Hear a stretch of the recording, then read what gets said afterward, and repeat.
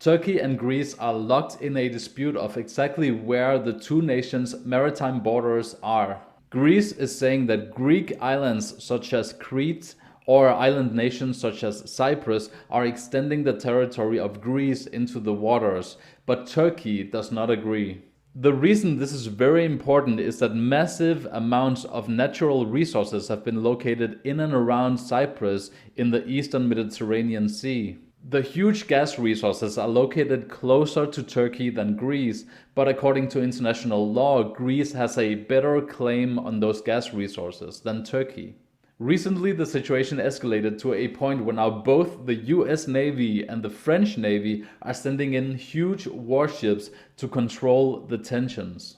This whole situation has the potential to get out of hand fast, and if it does, it won't just be Greece and Turkey in a conflict. It will be the whole of EU, as Greece has a defense military pact with the EU. In today's video, we will take a look at what's going on and what is most likely to happen. We begin right after the intro.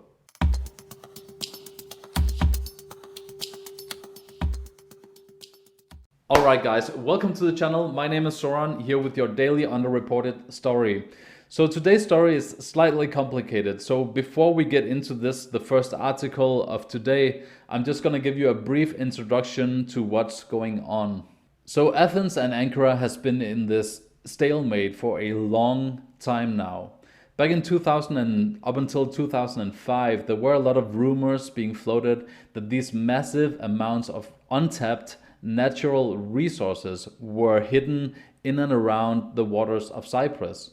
So realizing that this potentially could be worth billions and billions of dollars or euros, these nations that are involved began doing their own independent drilling into the waters around Cyprus. So this story, in a lot of ways, like most things in the Middle East, has to do with natural resources. So in 2009 up until 2018, these suspicions were confirmed and they found actually massive amounts of natural gas resources, right? So all of the nations involved began establishing their very own EECs, these exclusive economic zones. So all of these nations in the eastern Mediterranean Sea bordering the sea all now have their own EECs. Right? But the problem is that Cyprus is right there smack in the middle, and it's gonna have its very own EEC as well. These EECs are not maritime borders. They just kind of give the nation the right to whatever lies within those waters. The problem here is that ever since these EECs were formed, Turkey wasn't involved, so Turkey doesn't recognize other nations' EECs. So in May 2019, just last year, Turkey began sending drilling ships into the waters right in the north of Cyprus, and this time they had military escorts. Typically, sending a drilling ship with a military escort into another nation's border is considered a clear act of aggression, but not to Turkey, because Turkey considers Cyprus at least partly theirs. They have around 15% of the people living in Cyprus being Turks, right? The problem here is that 80% of the people living in Cyprus are Greece. So you kind of see the problem here, right? All right, so hopefully that gave you an overview of what's going on here. This Euronews article goes on to talk about it down here. Also, I need a 10. I look really pale. Maybe that's why people look funny at me when I go outside. What has this got to do with gas? The dispute has opened old wounds because the area where Turkey initially sent ships includes waters off the northern coast of the island, off of Cyprus. Cyprus and the EU consider the north to be part of the Republic of Cyprus and the waters surrounding it to be part of the exclusive economic zone, the EEC, which means EU nations have the exclusive right to fish, drill, and carry out other economic activities. But as Turkey recognizes northern Cyprus as independent, with its own EEC, Ankara says it is within its rights to drill there. Commenting in May 2019, at the time the dispute first erupted, Turkish Energy Minister Faith Dunmez said, Turkey will continue its operations in its own continental shelf and in areas where the Turkish Republic of Northern Cyprus has licensed Turkey petrolery without stopping. He added that unilateral agreements made between Cyprus and the regional countries that attempted to steal the rights of Turkey and Turkish Cypriots had no legal validity.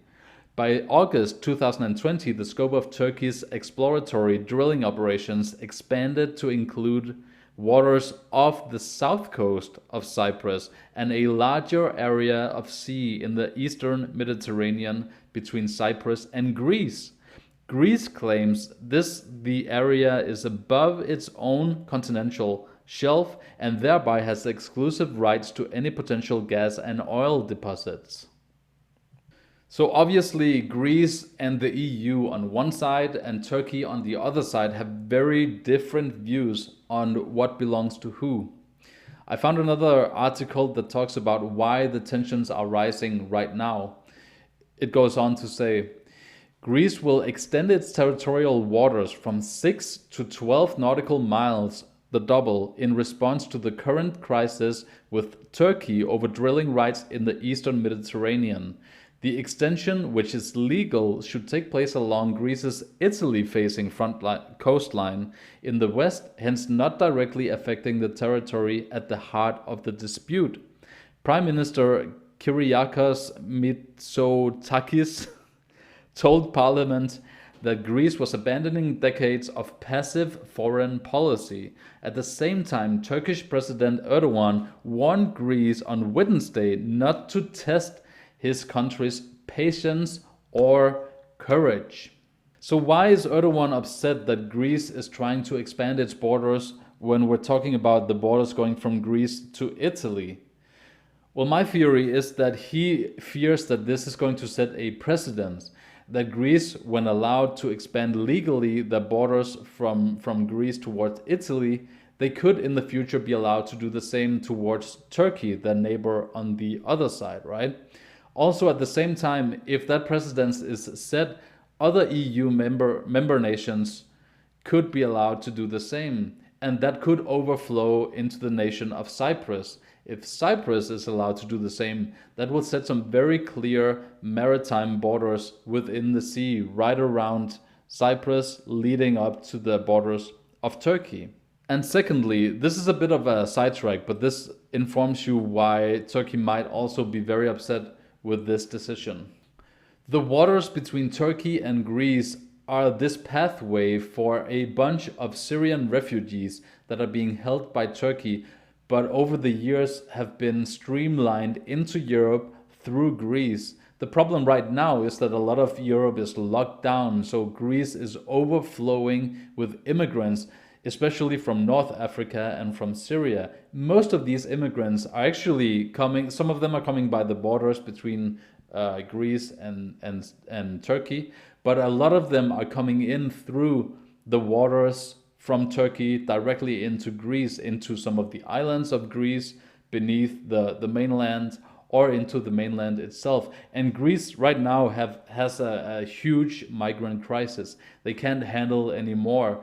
So if they are allowed to extend their borders another 6 miles into the sea, they have a better chance of actually controlling who comes into their waters and who doesn't. Right now, it's very difficult for Greece to enforce, so they're the only nation left in Europe that hasn't effectively, during this pandemic, shut down its borders to illegal immigration.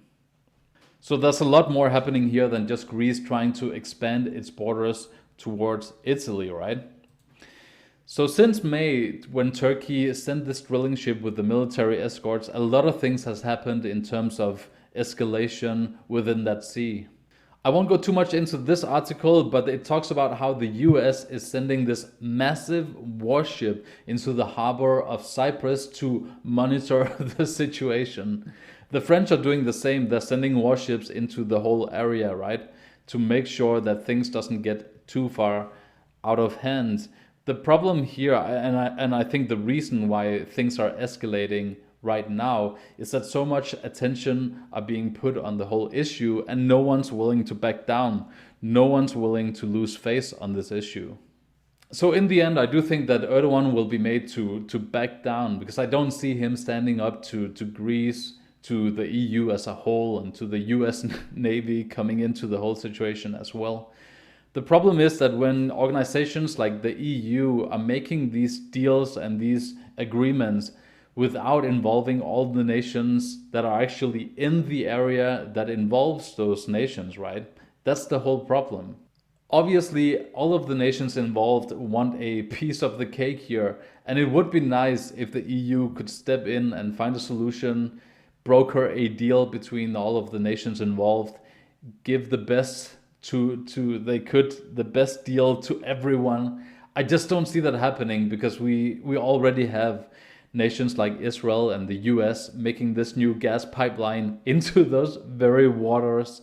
And that's, by the way, that's another reason why this warship from the US is in those waters already. They're not only there to monitor the situation, like the article said, they're also there to exploit the deal that they've already put in place with Israel, make sure that it stays in place, that they get their natural gas resources, right? All nations have their own motives, and that's why this is such a difficult thing to broker a deal with. So in the end, I think Ankara will be made to back down. They'll probably be given some outlying part of these new resources. Complicated, I know, but it usually is when it comes to the Middle East and the Mediterranean Sea. If you found this video helpful, please consider sharing it on your social media. It really helps me out. And if you like the video, you can subscribe to my channel to not miss out on future videos just like this one. Thanks a lot for watching the video until the end, and I'll see you guys tomorrow, where we talk about China moving its new embassy into London, into a Muslim majority region of London. So that should be interesting. Have a great day and God bless.